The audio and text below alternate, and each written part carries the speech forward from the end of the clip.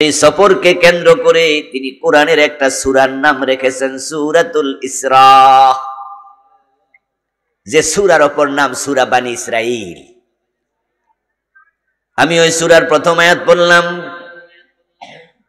আমার প্রিয় ভাইয়েরা, রাসূলুল্লাহ সাল্লাল্লাহু আলাইহি ওয়াসাল্লামের জীবনে ঘটে যাওয়া যত বিস্ময়কর ঘটনা আছে, মুজিজা আছে, তার মাঝে মেরাজ অন্যতম শ্রেষ্ঠতম মুজিজা। তাই যখন এই মাস আসবে, এই মেরাজকে নিয়ে মুসলমান আলাদা করে বিশেষ আলোচনা করা উচিত। আর বর্তমানে বিজ্ঞানের যুগ চলছে, দিন দিন মহাকাশ বিজ্ঞানীরা আকাশ নিয়ে নতুন নতুন তথ্য আমাদের সামনে দিচ্ছে। বর্তমানের স্কুল কলেজ পড়ুয়া যুবকেরা বিজ্ঞান মনস্ক যুবক হিসাবে বেড়ে উঠছে। আর মেরাজ নামক পুরা ঘটনাটাই ঘটেছে মহাকাশে। আর আজকের বর্তমান সমাজে সবচেয়ে উৎকর্ষতা চলছে মহাকাশ বিজ্ঞানের। তো মেরাজ যেহেতু আকাশে ঘটেছে, এখন সে আকাশ বিজ্ঞানীরা যদি মেরাজ অস্বীকার করে এবং তারাই যদি বলে বসে কোনো মানুষের পক্ষে আকাশ ভ্রমণ অসম্ভব তৎকালীন যুগে,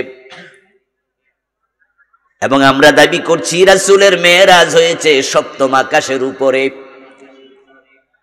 আর বিজ্ঞানীরা যদি বলে অসম্ভব, মানুষ আকাশ ফাড়ি দিতে পারবে না এই কারণে, এবং তারা তাদের লজিক গুলো যথাযথ যুক্তির আলোকে উপস্থাপন করে, তাহলে বর্তমান বিজ্ঞান মনস্ক আধুনিক যুবকেরা মেরাজের ব্যাপারে কনফিউজ হওয়ার সম্ভাবনাও আছে। আর যদি শয়তান নাস্তিকদের কাঁধে ভর করে ওই আধুনিক বিজ্ঞান মনস্ক যুবকদের মেরাজ থেকে ঈমান সরাইয়া দিতে পারে, আর তারা নাস্তিক বিজ্ঞানীদের যুক্তির খপ্পরে পড়ে মেরাজ অস্বীকার করে, ঈমান থাকবে না, চলে যাবে। কি মনে হয়? নিশ্চয় ঈমান চলে যাবে। কাফের বানিয়ে দেওয়ার জন্য আল্লাহর পুরা কোরআন অস্বীকার করা লাগবে না। শয়তান আপনার কাছে এসে বলবে না তুমি মূর্তি পূজা করে মুশরিক হও, কারণ শয়তান আপনাকে স্টাডি করেছে, করে শয়তান অতটুকু কমপক্ষে বুঝে নিয়েছে বাংলাদেশের মুসলিমগুলোকে মূর্তি পূজক বানানো সহজ নয়। কিন্তু শয়তান চিন্তা করলো ওদেরকে পীর সাহেবের কাছে নিয়ে তার পায়ে সেজদা করানো সম্ভব। তাই শয়তান কিছু মুসলমানকে মূর্তির সামনে নেয়ার চেষ্টা করে না, পীরের সামনে নিয়ে হাজির করে, আর সেজদায়ে তাজিমের নামে পীরের পায়ে সেজদা দিয়া মুশরিক হয় এমন মুসলমান বাংলাদেশে আছে না নাই?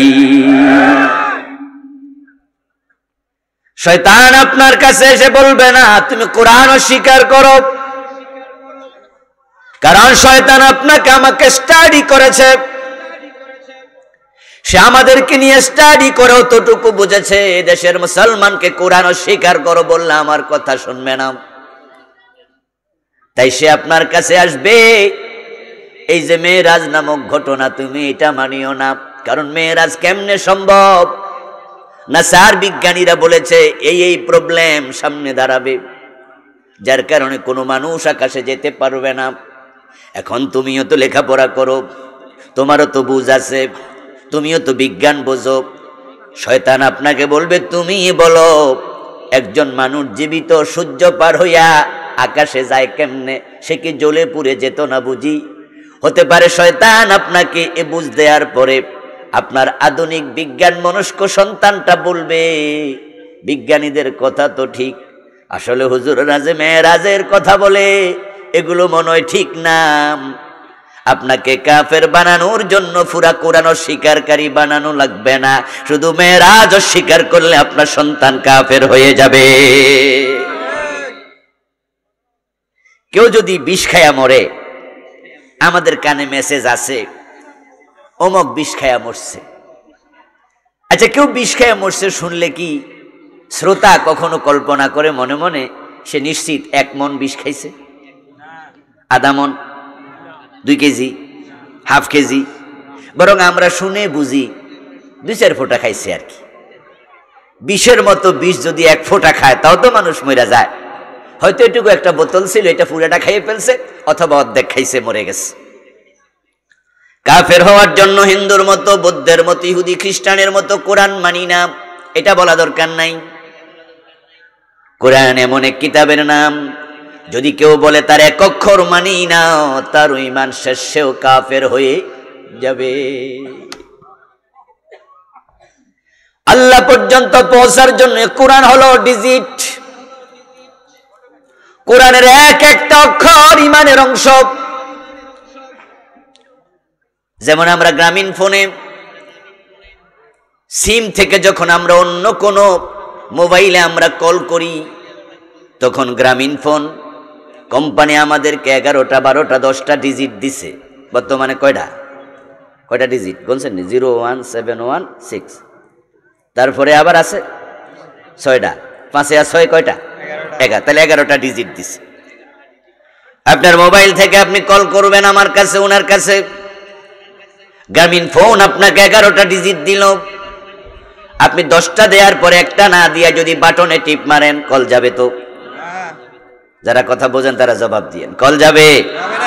ওরা দিছে কয় ডিজিট? 11। আপনি একটা কমালেন কেন?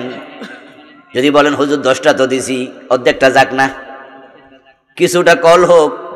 আরে কথা পুরা যদি কইতে না পারি, 1-1.5 মিনিট কইয়া কাইটা যাক। আমরা বলবো দোস্ত 11 ডিজিট দিছে, একটা কম দিয়া কিয়ামত পর্যন্ত টিপলো, কল যাবে না। আমার আল্লাহ কোরআন দিয়েছে, প্রতিটা অক্ষর হলো ডিজিট। ঈমান, একটা অক্ষর বাদ দিলে তোমার ঈমান বাঁচবে না। কোরআনে যত মেসেজ আছে সব ঈমান। আইয়াকুলু সামি'না ওয়া আতা'না। যারা মুমিন হতে চায় তারা কোরআন থেকে, সুন্নাহ থেকে, আল্লাহ এবং তার রাসূল যা বলবেন তারা মাথা পেতে নেবে। তারা শুধু বলবে শুনলাম আর মানলাম, শুনলাম আর মানলাম। মেরাজটাও ঠিক তাই। কিন্তু বিজ্ঞানের উৎকর্ষতার আজকের এই যুগে মহাকাশ বিজ্ঞানীরা তারা মেরাজ নিয়ে বিভিন্ন প্রশ্ন তুলছে। বিজ্ঞান মনস্ক মানুষের একটা দোষ আছে, যদিও বিজ্ঞান খুব জরুরি বিষয়। দোষটা হলো তারা সব কাজ অঙ্কের হিসাব মিলায়, তারপরে তারা মানে। আগে তারা সূত্রগুলো মিলায়, তারপরে মানতে চায়। এই ফ্যান সরাইছে কেন? দরকার কি? হিন্দু দিলে অসুবিধা কি ছিল? আমি তো ভালো পাইতেছিলাম। কোনো সমস্যা কেউ ফিল করছে? এই পণ্ডিতি করো কেন? যাও, মনোযোগ নষ্ট করলা। দেন বসে দেন, যা ছিল ভালোই ছিল,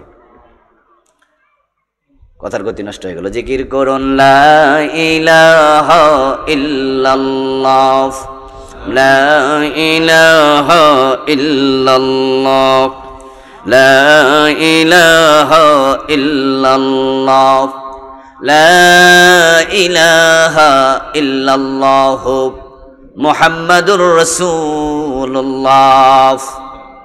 আমার প্রিয় ভাই, বলছিলাম মেরাজ নিয়ে। আল্লাহর হাবিবের মেরাজ অকাট্য সত্য বিষয়, কিন্তু অঙ্কের হিসাব মিলাতে গেলে এটা কোনোদিন মিলবে না। কারণ মেরাজ হলো একটি মুজিজা, আর মুজিজা বলা হয় হিয়া যুহুরু আমরিন খারিকিন লিল আদাতি মিন মুদ্দাইন নবুওয়াহ। মুজিজা বলা হয় নবুয়তের দাবিদার এমন কোন আল্লাহর নবী থেকে এমন ঘটনা প্রকাশ পাবে যেটা সচরাচর অন্য কারো থেকে প্রকাশ পেতে পারে না, এবং এটা সচরাচর হবে না। যেমন প্রিয় নবীর আঙ্গুলের ইশারায় চাঁদ 2 টুকরো হয়েছে, এমন হাদিস আছে না নাই? আল্লাহ কোরআনও বলেছেন ওয়ানশাক্কাল কমার, চাঁদ দ্বিখণ্ডিত হয়ে গেছে। সহিহ বুখারীতে এসেছে, মক্কার কিছু কাফের প্রিয় নবীকে একদিন বলল, মুহাম্মদ ইবনে আব্দুল্লাহ, তুমি যদি নবী হও আমাদেরকে এমন কিছু দেখাও যেটা তোমার নবুয়তের পক্ষে প্রমাণ হয়ে দাঁড়াবে। আল্লাহ রাসূল বললেন, যদি কিছু দেখাতে পারি ঈমান আনবে? তারা বলল, হ্যাঁ। আল্লাহর হাবিব আকাশের দিকে তাকিয়ে দেখেন পূর্ণিমার চাঁদ জ্বলজ্বল করে জ্বলছে। তিনি আঙ্গুল দিয়ে ইশারা করলেন, সাথে সাথে চাঁদ দুই টুকরো হয়ে জমিনের উপর আছড়ে পড়ছে। আল্লাহর হাবিব তাদেরকে বলেন, আশহিদু আশহিদু, তোমরা সাক্ষী থাকো, এই যে দেখো আকাশের চাঁদ দুই টুকরা হয়ে জমিনের উপর আছড়ে পড়ল। তারা জবাব দিল, তোমার জাদু আকাশ পর্যন্ত পৌঁছে গেছে, তুমি তো বড় জাদুকর হয়ে গেছো। আমার প্রিয় ভাই, মেয়েরা সংগঠিত হলো আকাশে। আর আজকের বিজ্ঞান বলতেছে আকাশে নবী মুহাম্মদ কিভাবে গেল? কারণ সূর্য হলো পৃথিবীর তুলনায় 13 লক্ষ গুণ বড়। সূর্যের ভিতরে তাপ আছে 1,40,00,000 ডিগ্রি সেলসিয়াস।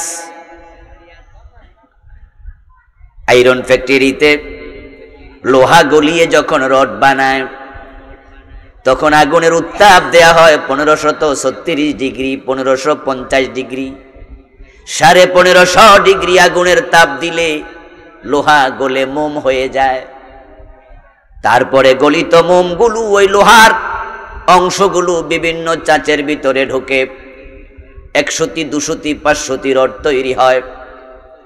ওই চাচের ভিতরে যখন ঠান্ডা হয়ে যায়, তখন রডের গায়ে কোম্পানির নাম BSRM KSRM পর্যন্ত খোদাই হয়। দেখেন নাই? যে রড আমরা দেখছি এগুলো কি জমিনের নিচ থেকে, খনি থেকে এইভাবে উঠছে নাকি? এই রড কোম্পানি বানাইছে তার ফ্যাক্টরিতে। লোহার ফ্যাক্টরির কাছে গেলে দেখবেন কিভাবে আগুন ধাউ ধাউ করে জ্বলছে। ওই আগুনের তাপ হলো মাত্র 1550 ডিগ্রি। যদি সেই তাপ একটু বাড়াইয়া 2000 ডিগ্রিতে নিয়ে যাওয়া হতো, তাহলে ওই লোহাগুলো পানির মতো গলে যেত, কন্ট্রোল করা যেত না, রড বানানোই যেত না, পানির মতো গলে চলে যেত। 2000 ডিগ্রি তাপ দিলে লোহা যদি পানি হয়ে যায় 1,40,00,000 ডিগ্রি সেলসিয়াস। সূর্যের ভিতরে তাপ, তোমাদের নবী সূর্য পার হলো কেমনে? জীবিত বেঁচে আসলো কেমনে? এটা সম্ভব নয়। তাই তারা বলে মেরাজ আমরা স্বীকার করি না। আমার বন্ধু তারা বলছে, আকাশে যত আপনি উপরে যাবেন তত বায়ুর শূন্যতা দেখা দেবে। আর বায়ু যখন শূন্য হবে, অক্সিজেন থাকবে না। তো তোমাদের নবী আকাশে কিভাবে গেল? তখন তো অক্সিজেনের বোতল ছিল না।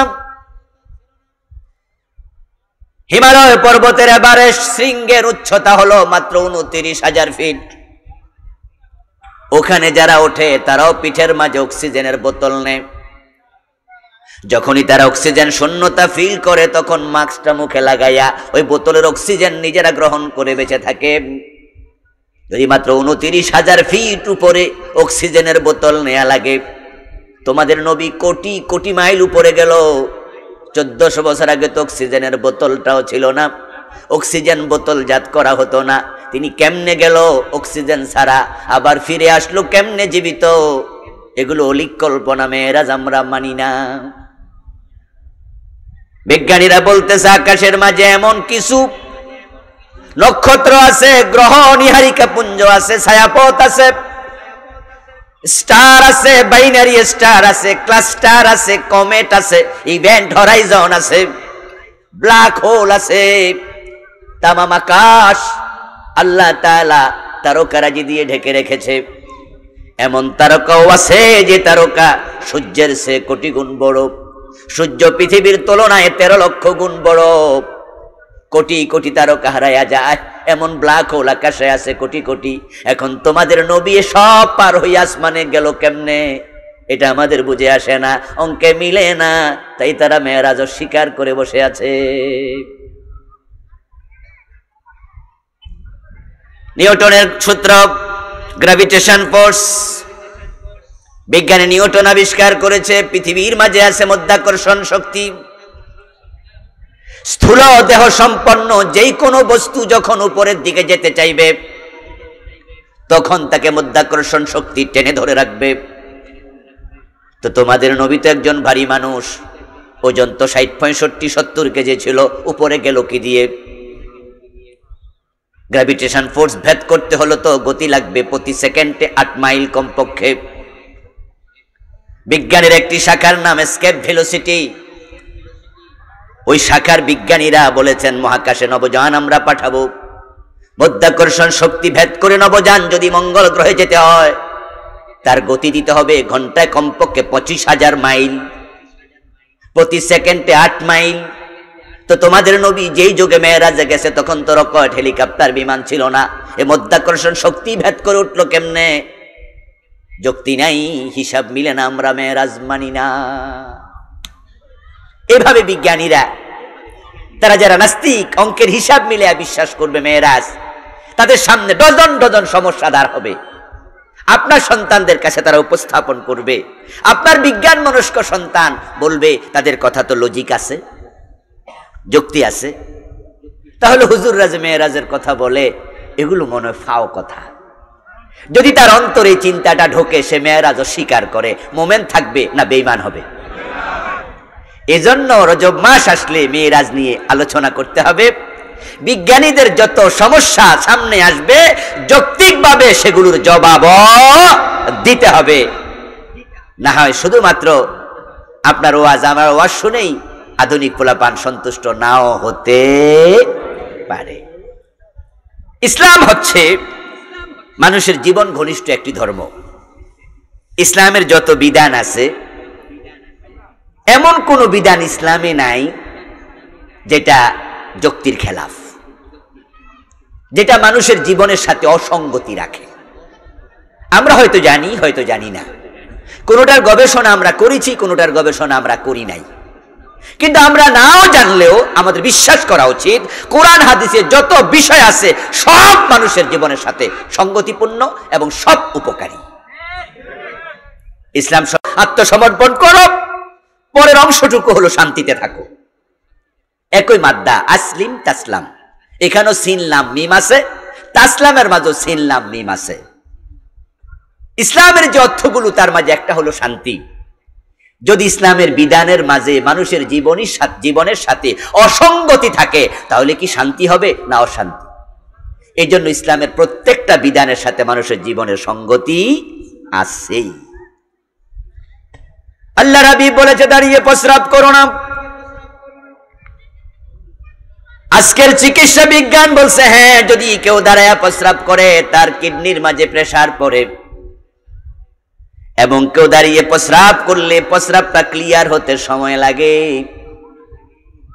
আল্লাহর হাবিবের যুগে কিডনি কি, কিডনিতে কেমনে প্রেসার পড়ে, চিকিৎসা বিজ্ঞানের এই বিষয়ে গবেষণা হয় নাই। কিন্তু আজকের বিজ্ঞান বুঝাইয়া দিছে, বসে প্রস্রাব করলে কিডনি নিরাপদ থাকে। তাহলে এই হাদিসের মাঝে মানুষের জীবনের সাথে সঙ্গতি আছে না নাই? আল্লাহর হাবিব বলছি, যা শারাবা আহাদুকুমুল মা ফালা ইয়াতানাফাস ফিল ইনাম, তোমাদের কেউ যখন পানি পান করবে তখন গ্লাসের মাঝে নিঃশ্বাস ফেলো না। এজন্য এক নিঃশ্বাসে পানি পান করতে রাসূল নিষেধ করেছেন। কারণ কেউ যদি এক নিঃশ্বাসে পানি পান করতে থাকে, তার নিঃশ্বাসটা আলটিমেট গ্লাসের ভিতরে পড়বেই। আজ থেকে 1400 বছর আগে মানুষ জানত না অক্সিজেন কি, কার্বন ডাইঅক্সাইড কি। আজকের এই দিনে আমরা জানলাম, বিজ্ঞান আমাদেরকে জানালো অক্সিজেন মানুষের জন্য উপকারী। যেটা মানুষ গ্রহণ করবে আর যেটা ত্যাগ করবে সেটার নাম কার্বন ডাইঅক্সাইড, সেটা দেহের জন্য ক্ষতিকর। যেটা মানুষ ত্যাগ করলো, এখন পানির গ্লাসের মাঝে আপনি যদি পানি পান করেন, তখন নিঃশ্বাস ফেললে সেটা আবার পানির মাধ্যমে পেটে চলে যেতে পারে। তাই রাসূল বলেছে, গ্লাসের মাঝে নিঃশ্বাস ফেলো না। প্রতিটা আদেশের মাঝে যুক্তি, প্রতিটা আদেশের মাঝে মানুষের কল্যাণ আছে না নাই? এভাবে আপনি গবেষণা করুন ইসলাম নিয়ে, প্রতিটা বিধানের মাঝে জীবনের সাথে সঙ্গতি পাবেন, মানুষের জীবনের কল্যাণ পাবেন। এই জন্য ধর্মের নামই হলো ইসলাম। রাসূলুল্লাহ সাল্লাল্লাহু আলাইহি ওয়াসাল্লামের মেরাজ সত্য। এখন যত সমস্যা তারা দাঁড় করাবে, সবার জবাব আছে। এই জবাবগুলো বছর একবার হলেও কমপক্ষে রজব মাসে তুলে ধরতে হবে। এই ভিডিওর মাধ্যমে নাস্তিকদের কাছে আমাদের তথ্যগুলো যাবে, আধুনিক বিজ্ঞান মনস্ক যুবকেরাও শুনবে। জবাব পাওয়ার পরে তখন তাদেরও বোধ তৈরি হবে আমার রাসূলের মেরাজ অসম্ভব না, এটাও আল্লাহর পক্ষে সম্ভব। আমার প্রিয় বন্ধুগণ, বিজ্ঞানীরা বলল আল্লাহর হাবিব সাল্লাল্লাহু আলাইহি ওয়াসাল্লাম কেমনে যাবে স্থূল দেহ নিয়ে আকাশে, অথচ তারাই তো আবার এসকেপ ভেলোসিটিতে তৈরি করলো তথ্য। ঘন্টায় 25,000 মাইল যদি গতি হয়, মাধ্যাকর্ষণ শক্তি ভেদ করা সম্ভব হয়। এবার আপনারা আসুন রাসূলের মেরাজের দিকে। রাসূল যে মেরাজে গেলেন, যে বাহনটা আল্লাহ পাঠাইছেন সেটার নাম ছিল বুরাক। ওই বুরাক শব্দটি বারকুন থেকে এসেছে। বারকুন শব্দের অর্থ হলো বিদ্যুৎ। তো আজকের বিজ্ঞান আমাদেরকে জানান দিছে বিদ্যুতের গতি প্রতি সেকেন্ডে 1,86,000 মাইল। মাধ্যাকর্ষণ শক্তি ভেদ করে আকাশে যাওয়ার জন্য গতি দরকার প্রতি সেকেন্ডে 8 মাইল। আর আমার রাসূল যে বাহনে করে গেছে সেটার গতি হলো প্রতি সেকেন্ডে 1,86,000 মাইল। ওই বিদ্যুৎ গতির বুরাক আল্লাহ পাঠাইছে। এবার বলুন তো, তাদের যে থিওরি, তাদের যে যুক্তি, আমার রাসূলের বুরাক যদি প্রতি সেকেন্ডে 1,86,000 মাইল বেগে যায়, এবং রাসূলুল্লাহ নিজে বলেছেন আমার বাহন বুরাক, তার গতি কেমন ছিল শোনো। ওই বুরাক নিজের চোখে যতটুকু দেখতে পায়, তার চোখের দৃষ্টি যেখানে গিয়ে থামে, প্রতিটা লাপে সে ওখানে পৌঁছতে পারে। আচ্ছা, আমরা আজকে দ্বীপ্রহরে অথবা আজকে সকালবেলা দিবসে আকাশের যে সূর্য উঠেছিল আমরা কি দেখিনি? কথা বলতে হবে। সূর্য আমরা দেখেছি। আচ্ছা, আমাদের চোখের পাওয়ার দেখেন, গতি দেখেন। আমরা সূর্য দেখতে কত সেকেন্ড লাগছে উপরের দিকে তাকায়া? 1 সেকেন্ডও না। অথচ সূর্যের দূরত্ব হলো 9,30,00,000 মাইল। সূর্য যখন ওঠে, তার তাপ যখন পৃথিবীর দিকে ছেড়ে দেয়, তখন দুনিয়াতে তাপ পৌঁছতে সময় লাগে 8 মিনিট 19 সেকেন্ড। ওই সূর্যের তাপের গতি হলো প্রতি সেকেন্ডে 1,86,000 মাইল, কিন্তু দূরত্বটা অনেক, 9,30,00,000 মাইল। তাই সূর্যের তাপ দুনিয়াতে আলোটা আসতে সময় লেগে গেল 8 মিনিট 19 সেকেন্ড। অথচ সূর্য যেখানে আছে, আমরা যখন তাকাই আমাদের দেখতে সময় লাগে না 1 সেকেন্ড। তাহলে বুঝতে হবে সূর্যের গতির চেয়ে আমাদের চোখের গতি বেশি। আমার প্রিয় ভাই, সূর্যের চেয়ে দূরে এমন কিছু তারকা আছে যেগুলো দেখতে ছোট, দূরত্বের কারণে আমরা দেখি ছোট, বাস্তবে ছোট নয়। মহাকাশ বিজ্ঞানীরা বলেছে এমন তারকাও আকাশে আছে যেটার বিশালতা সূর্যের চেয়ে কোটি গুণ বেশি। মাঝে মাঝে আমরা রাতের বেলায় যখন ঘুম থেকে উঠি, আমরা আকাশে কিছু তারকা ছোট ছোট দেখি, জালির মতো, গনে আমরা কুলাইতে পারবো না। আপনি ভাবছেন এগুলো মনে হয় ছোট, না, এক একটা সূর্যের চেয়ে কোটি গুণ বড়। আচ্ছা, সূর্য যদি 9,30,00,000 মাইল দূরে হয়, ধরেন সেটা আরো বেশি, 1000 কোটি মাইল দূরে। এবার আপনাদেরকে আমি জিজ্ঞাসা করি, যারা বোঝেন তারা একটু জবাব দিয়েন। দুই পক্ষ মিলে কথা কইলে জমবে ভালো। আচ্ছা, সূর্য 9 কোটি, মাত্র 9 কোটি মাইল, যেই তারক 1000 কোটি মাইল দূরে আছে, ওইটা দেখতে আমাদের সময় লাগে 1 সেকেন্ড। তাহলে বুঝতে হবে সূর্যের তাপের চেয়ে, বিদ্যুতের গতির চেয়ে আমাদের চোখের গতিটা আল্লাহ বেশি বানায় দিচ্ছে। এবার যে বোরাকে করে প্রিয় নবী মেরাজে গেলেন, রাসূলুল্লাহ নিজে বলতেছেন আমার বোরাকের গতি ছিল, সে চোখে যতটুকু দেখে 1 লাফে ততটুকু চলে যায়। তো যদি সেকেন্ডে 8 মাইল গতি হলে মাধ্যাকর্ষণ শক্তি ভেদ করা যায়, আমার রাসূলের বোরাক যখন রাসূলকে নিয়ে রওনা দিছে, এই মাধ্যাকর্ষণ শক্তি কি রাসূলকে ধরে রাখতে পারবে? তাহলে আমরা প্রথমটার জবাব দিয়ে দিলাম, মধ্যাকর্ষণ শক্তি ভেদ করে বোরাক যাওয়ার ক্ষমতা বোরাকের আছে। এই কথা বলে কে? ভাইরা কানে আওয়াজ দিয়েন না প্লিজ। আমার বন্ধু বিজ্ঞানীরা প্রবলেম তৈরি করলো, আমাদের যুবকদেরকে কনফিউজ করতে চায় তারা।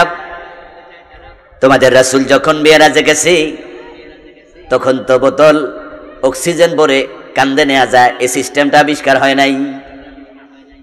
এবং কে অক্সিজেন বোতলে ভরার যন্ত্র আবিষ্কার করলো, ওটা যদি আপনি গুগলে সার্চ দেন তাহলে দেখবেন আজ থেকে এত বছর আগে অমুক বিজ্ঞানী প্রথম এটা আবিষ্কার করেছে। হয়তো সময় পাবেন 100 বছর, 150 বছর বা তার চেয়ে কম বেশি। তো মেরাজ করছে 150 বছর আগে না 1400 বছর আগে? তখন কি বোতল ছিল? তোদের কথা তো ঠিক। তাহলে আমার নবী আকাশে অক্সিজেন ছাড়া কেমনে গেল? আমার প্রিয় ভাই, আমরা তখন ঈমান দিয়ে দলিল দেব আবু বকরের মতো, বুঝে আসলেও মানি, না আসলেও মানি। আমরা বিজ্ঞানীদের কাছে প্রশ্ন ছুড়ে দেব, মায়ের পেটের বাচ্চা যখন মায়ের পেটে থাকে, আজকের চিকিৎসা বিজ্ঞানীরা আমাদেরকে জানালো ওই দেহের মাঝে প্রাণ আসতে একটু সময় লাগে। মায়ের পেটে প্রথম 40 দিন আল্লাহ এবং তার রাসূল আমাদের কোরআন হাদিসে জানাইছে, প্রথম 40 দিন বাচ্চা থাকে বীর্য আকারে, দ্বিতীয় 40 দিন হয়ে যায় রক্তপিণ্ড, যেটাকে বলা হয় আলাকা, তৃতীয় 40-এ সেটা পরিণত হয় মুদগা, মাংসপিণ্ড। এখনো চক্ষুকর্ণ নাসিকা আসে নাই। যখন তৃতীয় 40-এ আপনি যান, আমি যাই মায়ের পেটে, আল্লাহ তাআলা বলেন ফাকাসাউনাল ইযামা লাহমা, ওই মাংসপিণ্ডের মাঝে আমি হাড্ডি ঢুকায়া চামড়া দিয়া ঢেকে মানুষ বানায়া ফেলি। 340-এ 120 দিন পার হওয়ার পর আপনি স্ট্রাকচারাল ডিজাইন পেলেন, চক্ষুকর্ণ, হাত পা, আপনার অবয়ব পরিপূর্ণ হলো, কিন্তু রূহ আসে নাই। তারপর আল্লাহ তাআলা 4 মাস যাওয়ার পরে মায়ের পেটে 120 দিন যাওয়ার পর একজন ফেরেশতা পাঠান। ওই ফেরেশতা মায়ের পেটে ঢুকে শিয়রের পাশে বসে ফায়াকতুবু আজালাহু ওয়া রিজকাহু ওয়া আমালাহু ওয়া শাকিয়্যুন আম সাঈদ। প্রিয় নবীজি বলছেন, আল্লাহর অর্ডারে তার হায়াত লেখে, তার রিজিক লেখে, তার আমল লেখে, ভালো মন্দ ইত্যাদি আল্লাহর অর্ডারে লেখে। তারপরে আল্লাহ ফেরেশতারে বলে, তাকদীর লিখেছো, এবার বেরিয়ে যাও। ফেরেশতা মায়ের পেট থেকে বেরিয়ে যায়। এবার আল্লাহ তাআলা রূহের জগৎ থেকে রূহ পাঠায়, ওটা মায়ের পেটে শিশুর সাথে এসে সংযোজিত হয়। তখন শিশু নড়ে, মাও টের পায় পেটে বাচ্চা নড়ছে। এবার আপনাদের ফালা, জবাব দেন। ছোট্ট প্রশ্ন করছি, ওই বাচ্চাটা এখন জীবিত না মৃত? কথা বলেন, জীবিত না মৃত? জীবিত মানুষের জন্য নিঃশ্বাস নেওয়া দরকার আছে না নাই? মায়ের পেটের বাচ্চা তো পানির মাঝে ডুবে থাকে। জনাব ডাক্তার আবু নাসর মুন্না সাহেব আসছে নাকি? আপনি? মাশাআল্লাহ, ডাক্তার সাহেব এখানে আছে। বিভিন্ন মেডিকেল কলেজে দেখবেন মায়ের পেটে বাচ্চারা কেমনে থাকে সেটা দেখানোর জন্য যন্ত্রপাতিও তারা রেখে দেয়। বাচ্চাটা মায়ের পেটে যখন থাকে সে পানির মাঝে ডুবে থাকে। এই জন্য বাচ্চা যখন প্রসব হয় তখন পানিটা আগে ভাঙে, ওই পিছলা পিছলা পানি দিয়া আল্লাহ মায়ের পেট থেকে বের হওয়ার রাস্তাকে সহজ করে। সুবহানাল্লাহ পড়েন ভাইরা। সুম্মা সাবিলা ইয়াসসারাহু, কোরআনে আল্লাহ কয়, আমি যে আল্লাহ পেটে বাচ্চা দিছি, বের হওয়ার রাস্তা আমি আল্লাহ সহজ করে দিয়েছি। ওই পানিটা বিজল বিজল থাকে। যখন বাস থেকে গর্ভবতী মা নামে, প্রাইভেট কার থেকে নামে, প্রাইভেট কারের তো উচ্চতা এতটুকু, ধরেন 1-1.5 বিঘত, কিন্তু বাসের দরজার উচ্চতা মাটি থেকে তো মোটামুটি 1-1.5 হাত। মা যখন এক পা দেয়, আরেকটা পা মায়ের উপরে থাকে, দ্বিতীয় পা যখন দেয় তখন কিন্তু একটা ধাক্কা লাগে। তখন পেটের বাচ্চা কষ্ট পায় না, কারণ আল্লাহ তাকে পানিতে চুবাইয়া রাখছে, সে ড্রপিং করতে থাকে।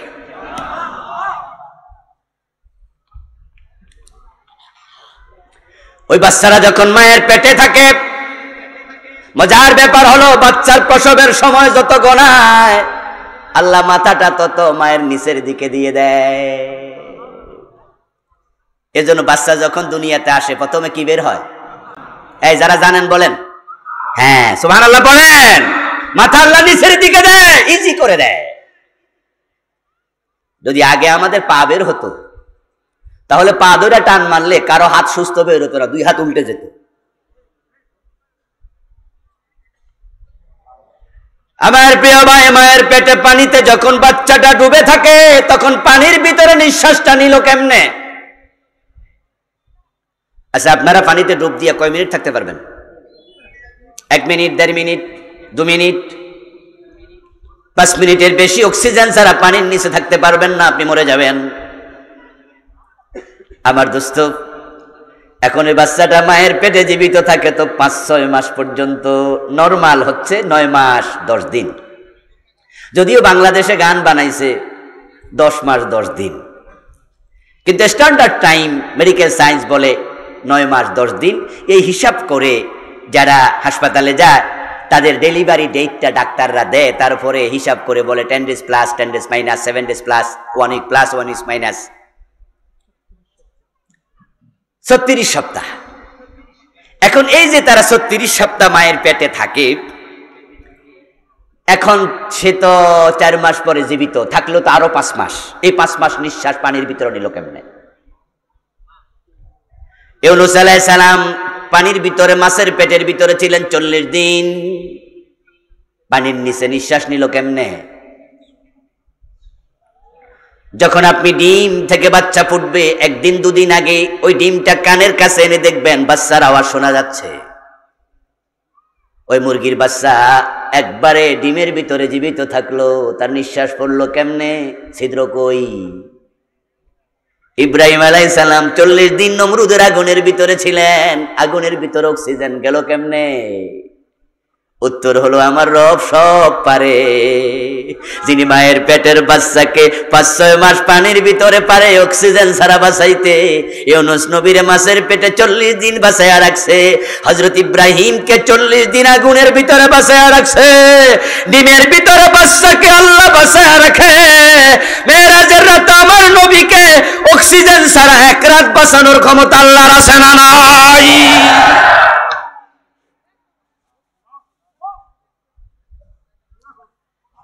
মেরাজের আলোচনা যখন আসবে আবু বকরের মতো হওয়া লাগবে। মক্কার লোকেরা মেরাজ নিয়ে অঙ্কের হিসাব মিলাতে যাইয়া কাফের হয়েছে ডাবল। এমনি তো কাফের, মেরাজ অস্বীকার করে কাফের আবার হলো। এবং জেনে আশ্চর্য হবেন যে মেরাজের কাহিনীর প্রথম শ্রোতা কিন্তু কোনো মুসলমান ছিল না, প্রথম শ্রোতা ছিল আবু জেহেল। মেরাজের রাতে রাসূলুল্লাহ সাল্লাল্লাহু আলাইহি ওয়াসাল্লাম সফর সম্পন্ন করে এসে হাতিমে কাবায় দাঁড়ালেন। কাবার পাশে একটু ক্রাফট করা জায়গা আছে। কাবা কিন্তু 4 কোণা বিশিষ্ট ঘর ছিল না, আজকে এটা 4 কোণা। ইব্রাহিমের কাবা ছিল একটু তেসরা টাইপের। যারা আপনারা উমরায় গেছেন, হজে গেছেন, তারা দেখেছেন যে কাবার ওই পাশ দিয়ে একটু গোল আছে, আছে না এরকম? হ্যাঁ, এটা কিন্তু কাবারই অংশ। ইব্রাহিম আলাইহিস সালাম যখন বানিয়েছিলেন কাবাটা এক সাইড এরকম গোল ছিল আর ওই সাইডটা ছিল সোজা 2 কোণা। আল্লাহর হাবিবের বয়স যখন 33 অথবা 35, নবুয়তের 5 অথবা 7 বছর আগে মক্কার কাফেররা কাবা ঘরের ওয়াল একটু ধসে পড়েছিল, তাই তারা পুনর্নির্মাণ করেছিল। তারা তখন এটা বানাইতে গিয়া 4 কোণা বানাইছে, আর বাকি অংশটুকু ঢেকে রাখা হয়েছে ওয়াল করে। এজন্যই, কারণ যেহেতু কাবার 4 দিকে তাওয়াফ করা ফরজ, তাই সেটা কাবার অংশ, তাই তাওয়াফের মাঝে সেটাকেও রাখতে হবে। ওই জায়গার নাম হলো হাতিম, আর একটি নাম হিজর। আল্লাহর হাবিব মেরাজের রাতের সকাল বেলায় তিনি সেখানে দাঁড়িয়ে আছেন। পাশ দিয়ে আবু জেহেল যাচ্ছিল। যাওয়ার পথে বলতেছে, বাতিজা কি খবর, এখানে কি করো? নতুন কোনো কিছু ঘটছে নাকি? ভোরবেলা এখানে কি? একটু মজা করলো, কারণ প্রিয় নবীর সংবাদগুলো তাদের কাছে নতুন নতুনই মনে হতো। রাসূলুল্লাহর প্রথম সংবাদ ছিল লা ইলাহা ইল্লাল্লাহ, আল্লাহ ছাড়া কোনো ইলাহ নাই। রাসূলুল্লাহর বক্তব্য, ইলাহ কয়জন? একটু জোরে বলেন, খোদা কয়জন? মক্কার লোকেরা কয় কয় কি রে, আজীবন দেখছি খোদা হলো 360 জন।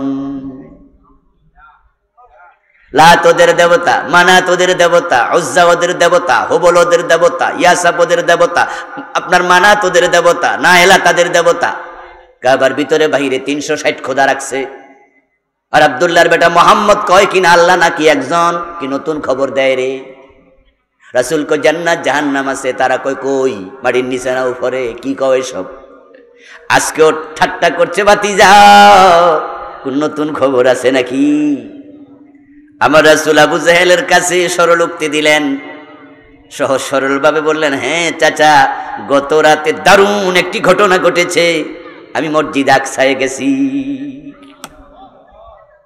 মসজিদ আকসা থেকে আমি প্রথম আকাশ, দ্বিতীয় আকাশ, তৃতীয় আকাশ সফর করে সপ্তম আকাশ পার হইয়া সিদরাতুল মুনতাহা, তারপরে মাকামে শরীফ আকলাম সফর করেছি, মালাকুত জাবারুত ইত্যাদি। আবু জাহেল কয় থামো ভাতিজা, আর লাগবো না, গত রাতে মসজিদ আকসায় গেছো, আবার সকালের আগে চলে আইছো? কয় হ্যাঁ, আতাইতু মাক্কাতা ক্বাবলা সুবহি, আমি মক্কাতে সুবহে সাদেকের আগে এসে পৌঁছেছি।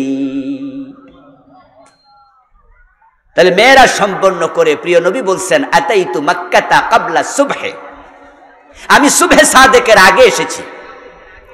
তো রওয়ানা দিলে কবে? আল্লাহর হাবিব বলতেছে, রওয়ানা দিয়েছি আমি প্রথম রাত্রিতে, সালাতুল আতামা পড়ে উম্মে হানির ঘরে একটু রেস্ট নিয়েছি, ওখানে জিবরিল এসে আমাকে নিয়ে গেছে। তখন তো আজকের মতো ইশারের নামাজটা ছিল না, বাস ওয়াক্ত নামাজ তো মেরাজে যাওয়ার পরে আল্লাহ ফরজ করছে। আল্লাহর হাবিব বলতেছেন, ইশারের টাইম যখন হতো, ওই টাইমে প্রিয় নবী 2 রাকাত নামাজ পড়ার একটা অভ্যাস তার ছিল, ওটার নাম ছিল সালাতুল আতামা। আমি ইশারের টাইমে 2 রাকাত সালাতুল আতামা পড়ে উম্মে হানি আমার চাচাতো বোন আলীর মেয়ে, তার ঘরে আমি বিশ্রামে গেলাম। আনা বাইনান নাওমি ওয়াল ইয়াকযা, আমার একবারে ঘুম চরম ভাবে ধরেনি, ঘুমে আমি বিভোর হইনি, তবে আমার চোখ বন্ধ, আমি সজাগ নই, মাঝামাঝি আছি। এর মাঝে আমি টের পাইলাম জিবরিল আমিন 2 জন ফেরেশতা নিয়ে এসেছে, আমাকে একবারে তুলে উম্মে হানির ঘর থেকে কাবার ঠিক যেখানে আমি এখন দাঁড়ায় আছি এই হাতিমের মাঝে শোয়াইছে। শোয়াইয়া আমার একবারে কণ্ঠনালী থেকে নাভি পর্যন্ত জিবরিল পুরাটা কেটে ফেলেছে। তারপরে আমার বুক থেকে আমার কলবটা বের করে স্বর্ণের একটা পাত্রে রেখে জমজমের পানি দিয়ে ভালো করে ধৌত করে আবার জাগা মতো রেখেছে। রাখার আগে দেখলাম 2 পাত্র এনেছে, এক পাত্রে ঈমান ভর্তি, আরেক পাত্রে হিকমত ভর্তি। 2টা পাত্র আমার কলবে ঢেলে দিয়েছে, তারপরে রেখে ফাতবাকাহু এভাবে হাত মুছে দিয়েছে। আমার বুক আবার জোড়া লেগে গেছে।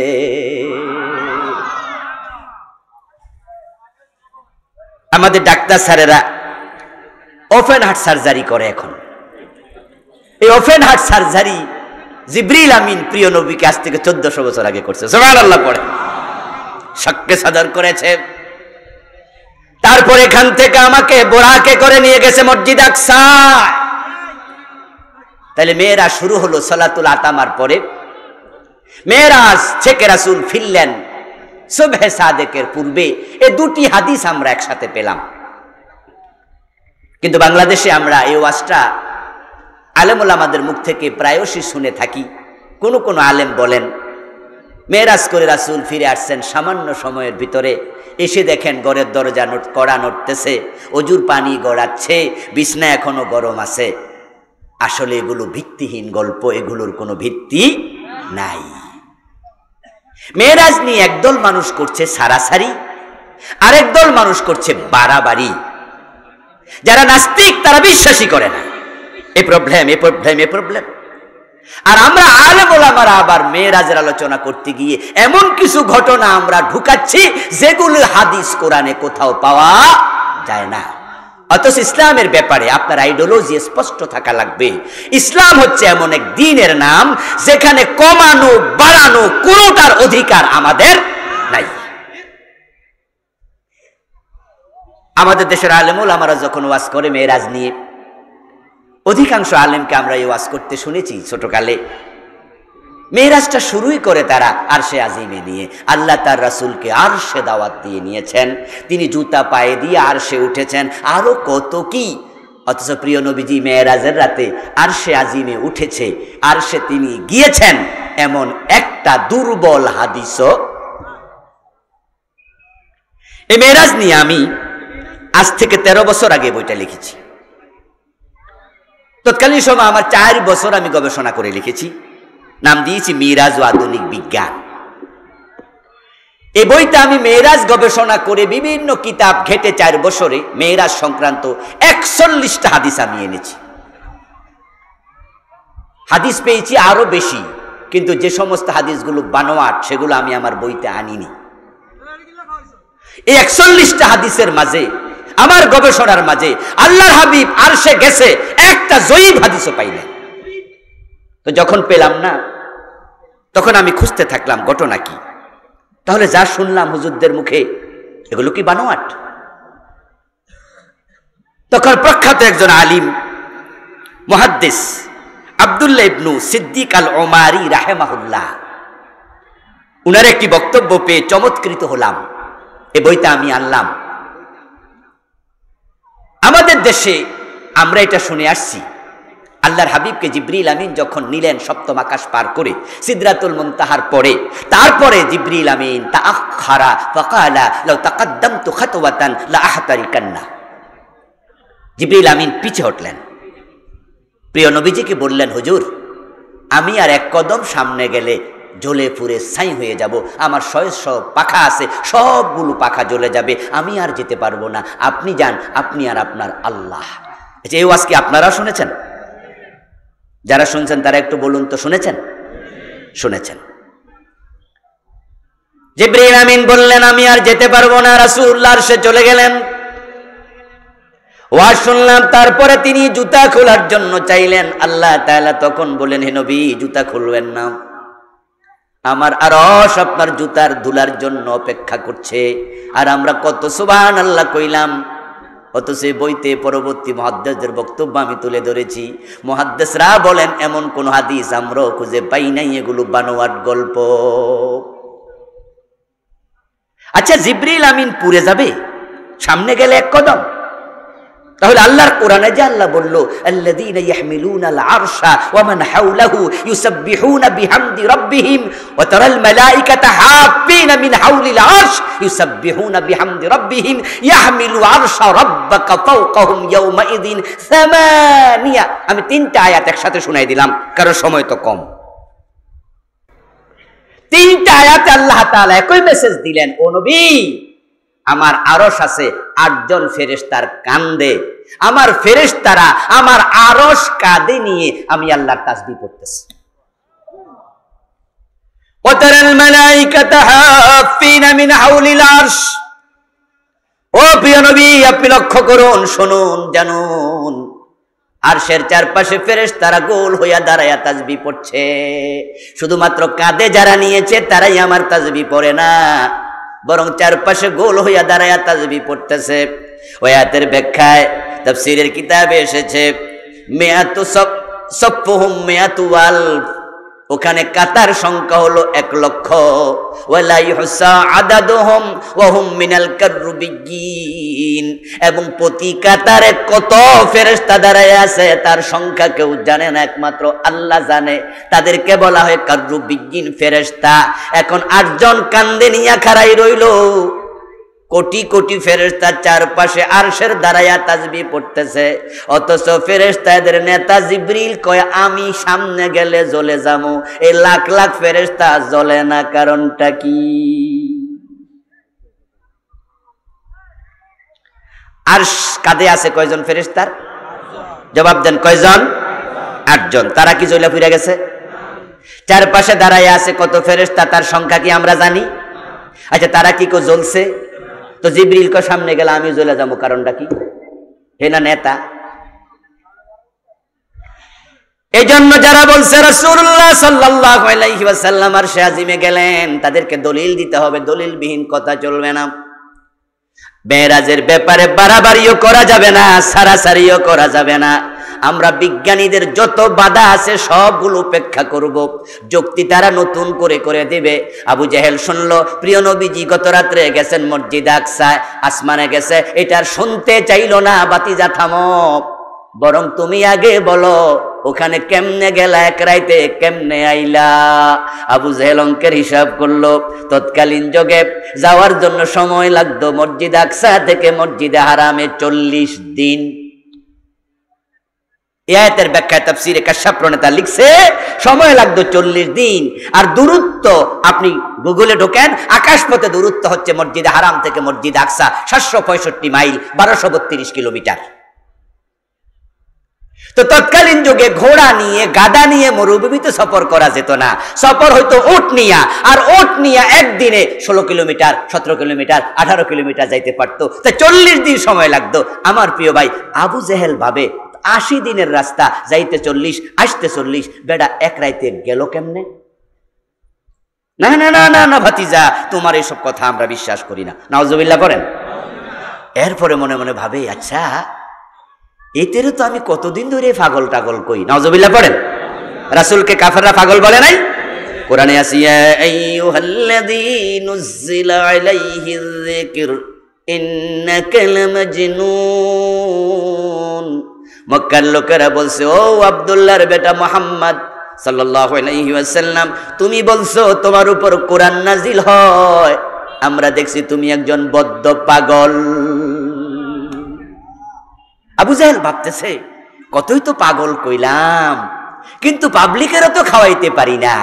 আজকে মুহাম্মদের মুখ দিয়া মেরাজের প্রসঙ্গে এমন কিছু কথা বের হচ্ছে যেটা যে শুনবে সেই ভাববে বেড়ার মনে মাথাটা আর ঠিক নাই। 80 দিনের রাস্তা নাকি রাতে কাবার করে লাইছে। আচ্ছা ভাতিজা, আমি যদি কিছু মানুষ আহ্বান করে ডেকে আনি, তাদের সামনে কইতে পারবা? হে মনে মনে ভাবছে, কিছুক্ষণ পর আবার ভাতিজা অস্বীকার করে কিনা। কারণ যে যেমন অন্যরে মনে করে আলমার উইতে 40 দিন আইতে 40 দিন লাগে। তারাও হাততালি দিয়ে শুরু করলো, অসম্ভব অসম্ভব। আবু জেহেল বলল, তাড়াতাড়ি আবু বকরকে ডেকে আনো। একজন আবু বকরকে ডেকে আনলো।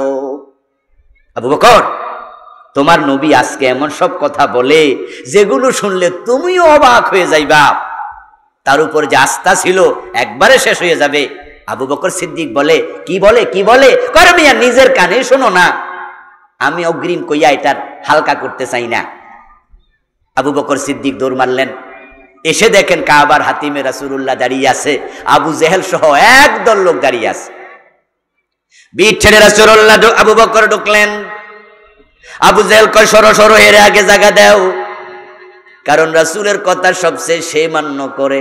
আর মনে মনে আবু জেহেল ভাবে আজকে এমন কাজ করবে, এমন কাজ করবে, যেই কাজ যেই কথা শুনে তারাও কাফের বলবে, নাউযুবিল্লাহ। সেও স্বীকার করবে, সেও আজকে কাফের, তাদের মতো হয়ে যাবে। আবু বকর সিদ্দিক সামনে আসলেন। সামনে এসে বিশ্বনবীকে বললেন, আসসালামু আলাইকা ইয়া রাসূলুল্লাহ, হে আল্লাহর নবী, কাদাল তামাস্তুকা ফি মাকানিকা আল্লাইলা ওয়ালাম আজিদকা। হে রাসূল, গত রাতে আপনি যেই যে জায়গায় থাকেন আমি অনেক খুঁজেছি আমার একটা প্রয়োজনে, কিন্তু রাতের বেলা আপনারে মক্কায় খুঁজে পাইলাম না। আগে বলেন তো কালকে রাত্রে ছিলেন কোথায়? আইনা কুনতাল লাইলা কাদাল তামাস্তুকা ফি মাকানিকা লাম আজিদকা।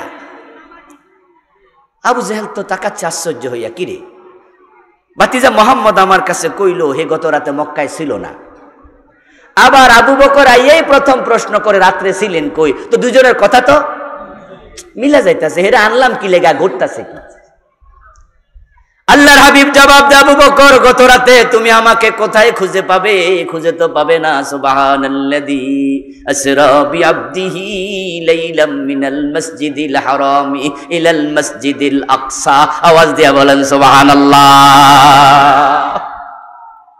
কোরআনের আয়াত তেলাওয়াত করে শোনালেন। মেরাজের কাহিনী বলতে শুরু করলেন যে আমি তো প্রথম আকাশে গেলাম, সেখানে গিয়ে আদম নবীর পেয়ে গেলাম, গত রাতে আদমকে পেলাম। দ্বিতীয় আকাশে গেলাম, ঈসা এবং ইয়াহইয়া দুইজন নবীকে একসাথে পেলাম। তৃতীয় আকাশে গেলাম, বা ইউসুফের সাথে গত রাতে গল্প হলো। চতুর্থ আকাশে গেলাম, ইদ্রিসের সাথে কথা হলো। পঞ্চম আকাশে গেলাম, নবী হারুনকে দেখলাম। ষষ্ঠ আকাশে গেলাম, মূসার সাথে কথা হলো। সপ্তম আকাশে গিয়ে দেখি বাবা ইব্রাহিম বাইতুল মামুর সাথে হেলান দিয়ে বসে আছে। আমার আল্লাহ তো আমাকে সিদরাতুল মুনতাহায় নিয়ে গেল, শরীফে আকলামে চলে গেলাম। আবু বকর সিদ্দিক রাসূলের কথা শুনে সাথে সাথে বললেন, সাদাকতা ইয়া রাসূলুল্লাহ, হে রাসূল আপনি যা বলেছেন সব সত্য। আবু জাহেল বলতেছে, বাতিজা তোমারে পাবলিক পাড়ায় ডাইকে আনছি এই কথা কইতা? আচ্ছা যাইতে 40 দিন লাগে, আসছে 40 দিন লাগে। আমরা মক্কার লোকেরা কি ব্যবসা বাণিজ্য করার জন্য কোনোদিন কি আমরা দামেস্কে যাই নাই? আমরা শামে যাই নাই? আমরা মসজিদে আকসা যাই নাই? কথা গেছেন তো যাইতে কয়দিন লাগে তুমিও তো জানো। কথা তো জানি, তো তুমি যে কইলা সত্য বলছে। আরে চাচা ব্যাপারটা তো ভিন্ন। আপনার অঙ্কের হিসাব করলেন, আমি তো অঙ্কের হিসাব করিনি। কারণ আমি তেমন লোকের মুখ থেকে মেরাজের কথা শুনলাম যিনি বলেছেন আল্লাহ আছে, না দেখে বিশ্বাস করেছি। যিনি বলেছেন আখিরাত আছে, জান্নাত জাহান্নাম আছে, না দেখে বিশ্বাস করেছি। এমন লোকের মুখ থেকে তো মেরাজের কথা শুনলাম যিনি বলছে ফেরেশতা আসে, না দেখে বিশ্বাস করেছি। যার সব কথা বিশ্বাস করি উনি বলতেছেন গত রাতে মেরাজে গেছে, এটাও বিশ্বাস করি। কেমনে? তাই চিন্তা ভাবনা দরকার নাই, চোখ বন্ধ করে বিশ্বাস করেছি।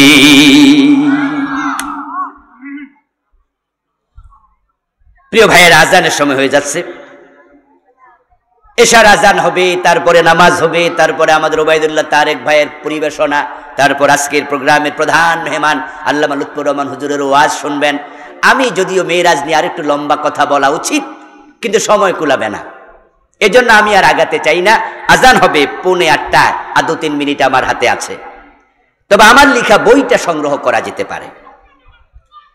আমাদের দেশে আপনারা যারা খতিব আছেন, বিশেষ করে আলেম ওলামা আছেন, তাদের কাছে আমার অনুরোধ, ইসলামের নামে নতুন কোন ঘটনা বানানোর কোন অধিকার আপনার আমার নাই।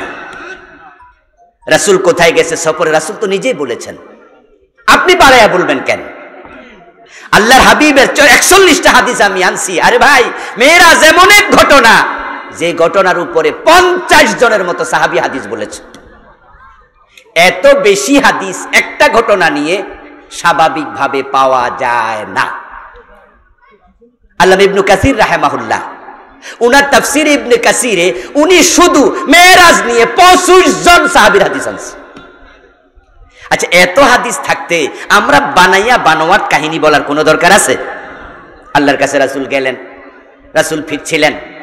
নবী মূসা আলাইহিস সালাম ষষ্ঠ আকাশে জিজ্ঞাসা করলেন, বিমা উমিরতা, হুজুর আল্লাহ আপনাকে কি দিয়েছে? বাড়িতে যে যাচ্ছেন ফিরে কি নিলেন? মূসা নবীর উপর আল্লাহ রহম করো, সম্মান তার বাড়ায়া দাও। আলাইহিস সালাম, আলাইহিস সালাম, আলাইহিস সালাম। আল্লাহ মূসাকে শান্তি দিয়ে ভরপুর করে দাও, জান্নাতে তার মাকাম উচ্চকিত করে দাও। আমি মূসা নবীর জন্য এই ঘটনা আসলে অনেক দোয়া করি, একটা কারণে, মূসা নবী এই প্রশ্ন যদি না করতেন আমাদের উপায় ছিল না। রাসূল কিন্তু 50 ওয়াক্ত নামাজ নিয়ে দুনিয়ায় রওনা দিছিল। আর নামাজ যদি 50 ওয়াক্ত থাকতো, এখন তো 5 ওয়াক্ত, এতে ফজরের টাইমে মুসল্লি পাওয়া যায় না। নামাজ 50 হলে ইমামও পাওয়া যেত না। আচ্ছা, 50 ওয়াক্ত নামাজ হলে ইমামতি আমরা করতাম না। আর ইমামতি করলে বাড়ির বউ থাকতো না। সারাদিন মসজিদে থাকলে তো বউ কইতো তুমি মসজিদে হয়ে তাও যাও, চাকরি বাকরি ব্যবসা বাণিজ্য কিচ্ছু করা লাগতো না। নবী মূসা বললেন, হুজুর আপনার উম্মত 50 ওয়াক্ত পারবে না। আমার প্রিয় ভাইরা, যাই হোক, আল্লাহ কমায়া দিলেন, কমাতে কমাতে 5। এখন মেরাজের হাদিয়া এই 5 ওয়াক্ত নামাজ ভালো করে পড়া দরকার আছে কিনা? দরকার আছে। নামাজ ছাড়া যাবে না। মেরাজের সবচেয়ে বড় হাদিয়া নামাজ। তারপরে মেরাজে 14 দফা কর্মসূচি আল্লাহ দিয়েছেন। ওয়াকাদা রাব্বুকা আল্লাহ তা'বুদু ইল্লা ইয়াহু ওয়া বিল ওয়ালিদাইনি ইহসানা। এই 14 দফা আমি আলাদা করে বইটাতে এনেছি। আপনারা যারা সংগ্রহ করতে চান, আমার লেখা মোট 7টা বই আছে। ইনশাআল্লাহ স্টেজে বইগুলো আমার ড্রাইভার সাহেবের কাছে পাবেন। 2-4-5 মিনিটের ভিতরে সংগ্রহ করবেন। আমি আমার পরবর্তী প্রোগ্রাম অনেক দূরে, কোম্পানিগঞ্জ, সেখানে চলে যাব, তাই বেশি সময় আজকে দিতে পারলাম না। যতটুকু কথা মেরাজ নিয়ে বললাম, মেরাজের মতো এই বিস্ময়কর মুজিজা আমরা যেন মনে প্রাণে বিশ্বাস করতে পারি, সেই ঈমান আল্লাহ আমাদের দান করুক। বলেন আমিন। হাযা মা ইনদি ওয়াল ইলমু ইনদাল্লাহ।